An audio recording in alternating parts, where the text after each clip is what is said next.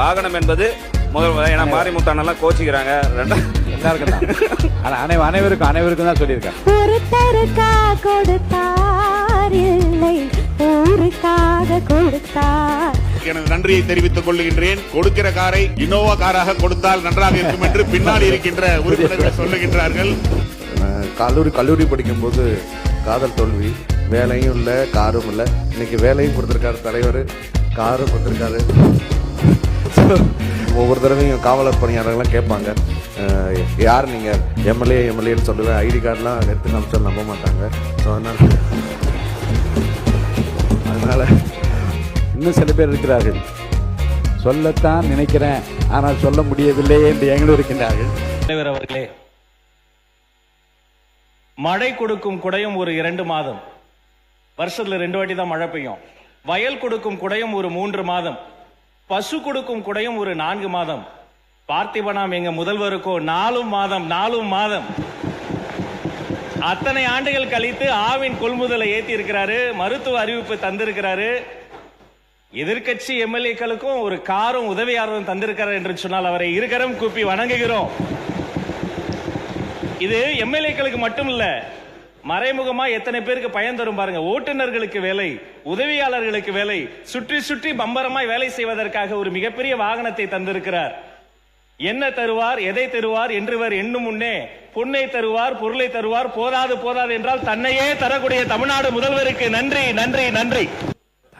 மாண்புமிகு பேரவைத் தலைவர் அவர்களே, பாட்டாளி மக்கள் கட்சியினுடைய நீண்ட நாள் கோரிக்கை, ஏன்னா சட்டமன்ற உறுப்பினர்களுக்கு வாகனம் வழங்க வேண்டும் என்பது மனதார பாராட்டி வரவேற்று, அதுவும் முதல் முறையாக இருக்கக்கூடிய பொருளாதாரத்தில் பின்தங்கி இருக்கக்கூடிய சட்டமன்ற உறுப்பினர்களுக்கு வாகனம் மட்டுமல்ல, அதற்கான எரிபொருள் மட்டுமல்ல, உதவியாளர்களுக்கும் சேர்த்து வழங்கிய மாண்புமிகு தமிழக முதல்வர் அவர்களுடைய அந்த எண்ணத்தை மனமாற ஓட்டுநர் உட்பட அனைவரையும் கொடுத்திருக்கக்கூடிய மாண்புமிகு தமிழக முதல்வர்களுக்கு பாட்டாளி மக்கள் கட்சியின் சார்பாக மனமார்ந்த நன்றியை மீண்டும் தெரிவித்துக் கொண்டு, 2ஆம் முறை சட்டமன்ற உறுப்பினராக இருக்கக்கூடிய எங்களையும் கொஞ்சம் கனிவோடு பார்த்து, அனைவருக்கும் தான் சொல்லிருக்காங்க. வாகனம் என்பது முதல் மாரிமுத்தானெல்லாம் கோச்சிக்கிறாங்க. அனைவருக்கும் தான் சொல்லியிருக்காங்க. வாகனம் அனைவருக்கும் தான். முதல் முறை சட்டமன்ற உறுப்பினர் இல்ல அனைவருக்கும் கோப்பி மிக்க மகிழ்ச்சி. நன்றி. அனைத்து சட்டமன்ற உறுப்பினர்கள் நன்றியை தெரிவித்துக் சிந்து அவர்கள் சிந்து முடிக்கிட்டாங்க. உட்காருங்க. மாண்புமிகு பேரவைத் தலைவர் அவர்களே, மாண்புமிகு முதல்வரை, ரொம்ப மகிழ்ச்சியா இருக்குது. இதுக்காக ஒரு பாடல் மூலமாவே நன்றி சொல்லிடுறேன். கொடுத்ததெல்லாம் கொடுத்தார், இவர் யாருக்காக கொடுத்தார்? ஒருத்தருக்காக கொடுத்தார் இல்லை ஊருக்காக கொடுத்தார். ஒருத்தருக்காக கொடுத்தார் இல்லை ஊருக்காக கொடுத்தார். Thank you so much sir. Thank you. மாண்பு உறுப்பினர் மாரிமுத்து அவர்கள். மாண்புமிகு பேரவைத் தலைவர் அவர்களே, மைக். மாண்புமிகு பேரவைத் தலைவர் அவர்களே, விவசாயிகளுக்கு நெல்லுக்கு ஊக்கத்தொகை மட்டுமல்ல, கரும்புக்கு ஊக்கத்தொகை கொடுத்தரும் முதல்வர் அவர்களுக்கு மனமார்ந்த நன்றியினை விவசாயிகள் சார்பில் தெரிவித்துக் கொள்வதோடு, அதே இன்றைய பொன்னாளில் 110 விதியின் கீழ் பால் விலை கொள்முதல் விலைக்கும் விலையை நிர்ணயம் செய்து கொள்முதல் விலையும் அறிவித்து மிகப்பெரிய அளவில் ஆவின் பால் தட்டுப்பாடு இருந்ததை நீக்கி விவசாயிகள் வாழ்க்கையில் பால் வார்த்தது மட்டுமல்ல, அதை பயன்படுத்துகிற ஏழை எளிய மக்கள் பால் உணவுக்கு உத்தரவாதமாக இருக்கிற பால் விலையையும் உயர்த்தி தந்திருக்கிற முதலமைச்சர் அவர்களுக்கு நன்றியை சொல்லி விடைபெறுகிறேன். நன்றி, வணக்கம். மாண்புமிகு சிறுபான்மை நலத்துறை அமைச்சர் அவர்கள். சிறுபான்மை நலத்துறை அமைச்சர்.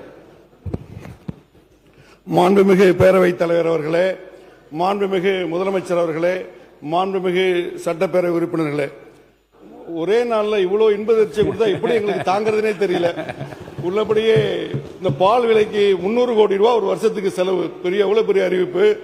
அதே போல இந்த காப்பீட்டு திட்டம் அதிர்ச்சின்னா ஒரு 5 லட்சத்திலிருந்து 1 லட்சம் இல்ல 25 லட்சம் உயர்த்தி கொடுத்ததுங்கிறது ஒட்டுமொத்த தமிழக மக்களுக்கும் ஏழை எளிய மக்களுக்கும் பெரிய அளவில் உதவி செய்யும்.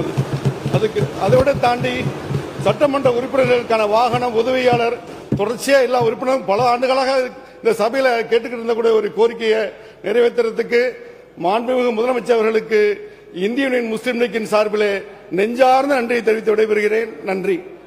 மாண்பு உறுப்பினர் செல்லசாமி அவர்கள்.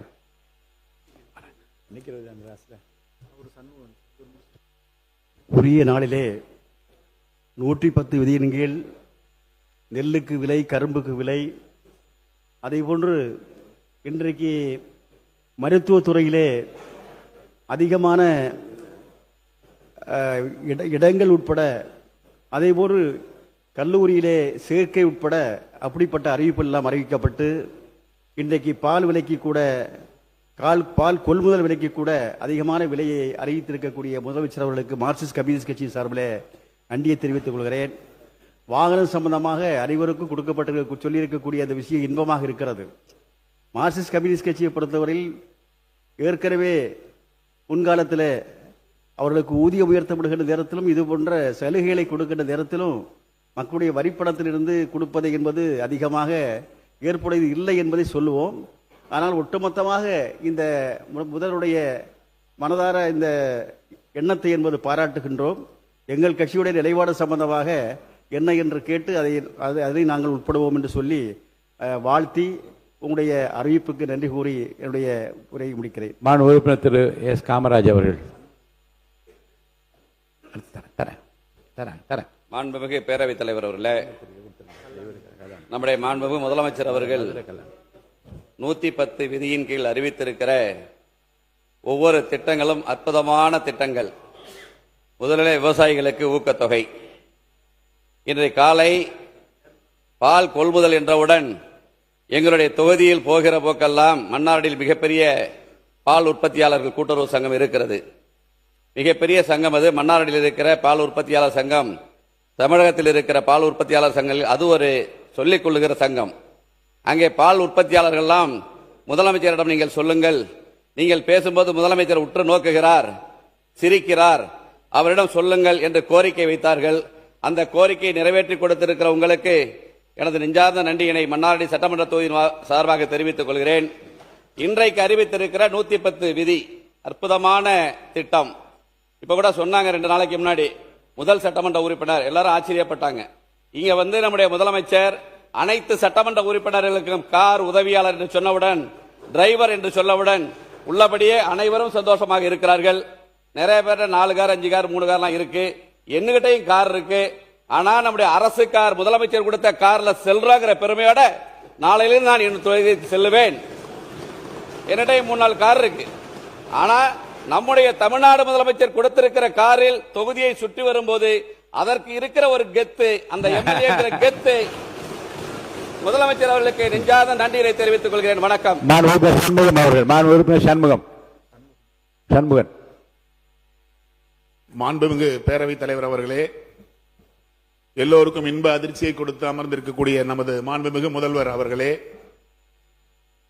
கோரிக்கை நியாயமான கோரிக்கையாக இருந்தால் அது மக்களிடம் இருந்து வந்தாலும் சரி, சட்டமன்ற உறுப்பினர்கள் வந்தாலும் சரி, உடனடியாக நிறைவேற்றப்படும் என்பதை மீண்டும் ஒரு முறை நமது முதல்வர் அவர்கள் நிரூபித்திருக்கின்றார்கள். அறம், நேர்மை, மக்கள் நலம் ஆகிய 3 அடிப்படையில் தமிழகத்தை தாங்கி பிடிக்கின்ற முதல்வர் நமக்கு கிடைத்திருக்கின்றார்கள் என்ற பெருமையோடு அவர்களுக்கு எனது நன்றியை தெரிவித்துக் கொள்கின்றேன். கொடுக்கிற காரை இனோவா காராக கொடுத்தால் நன்றாக இருக்கும் என்று பின்னால் இருக்கின்ற உறுப்பினர்கள் சொல்லுகின்றார்கள். அனைவருக்கும் நன்றி. மாண்பு உறுப்பினர் கல்லானை அவர்கள். மாண்பு உறுப்பினர் கல்லானை.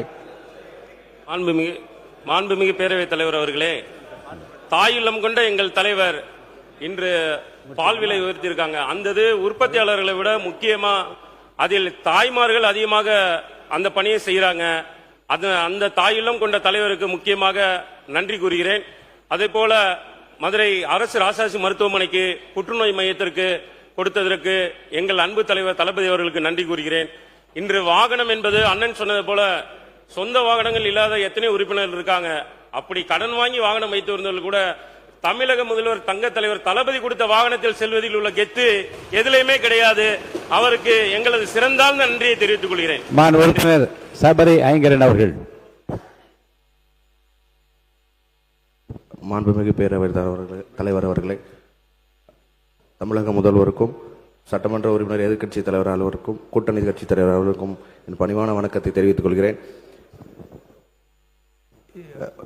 புதிதாக சட்டமன்றத்திற்கு வந்துள்ள எம்எல்ஏக்களுக்கு கார் தந்துள்ள நமது முதல்வர் அவர்களுக்கு என் நன்றியை தெரிவித்துக் கொள்கிறேன். ஒரே ஒரு விஷயம் ஃபன்னா சொல்றேன்.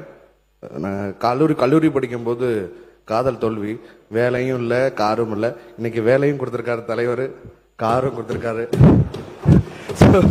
ரொம்ப ரொம்ப நன்றியை தெரிவிச்சுக்க. ஏன்னா நான் ட்ரெயின்ல தான் வரேன், அங்கிருந்து இங்க உள்ள ஆட்டோல உள்ள வரும்போதெல்லாம் ஒவ்வொரு தடவையும் காவலர் பணியாளர்கள்லாம் கேட்பாங்க, யார் நீங்க எம்எல்ஏன்னு சொல்லுவேன். ஐடி கார்டுலாம் எடுத்து காமிச்சாலும் நம்ப மாட்டாங்க.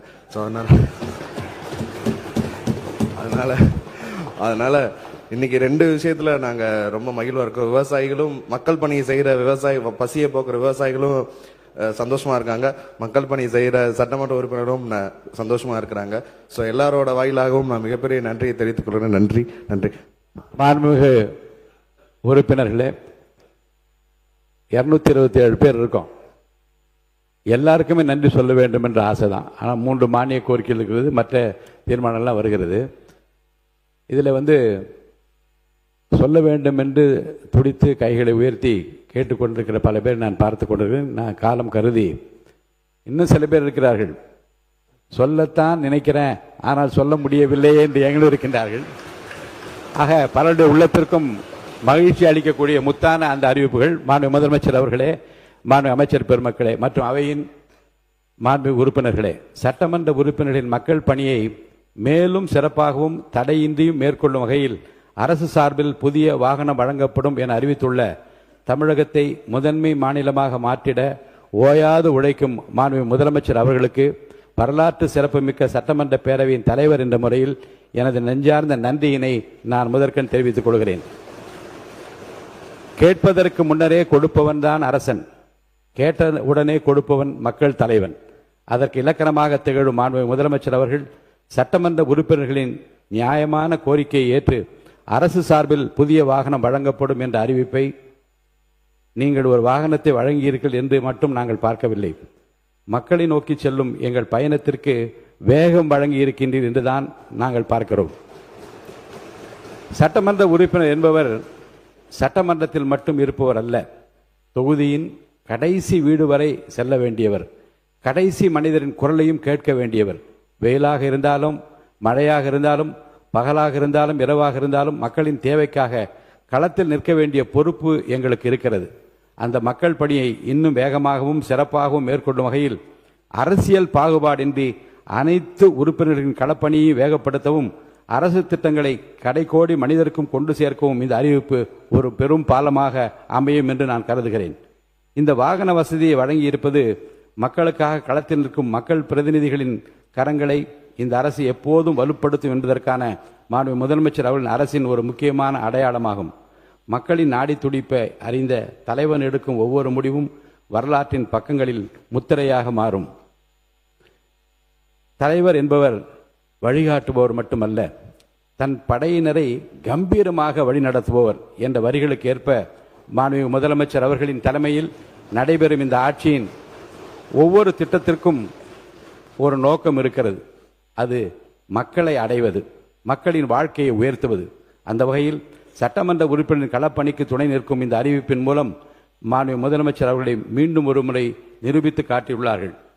அரசின் திட்டங்களை மக்களை தேடி செல்ல வேண்டும், மக்கள் பிரதிநிதிகள் மக்களை சந்திக்க தடை இருக்கக்கூடாது.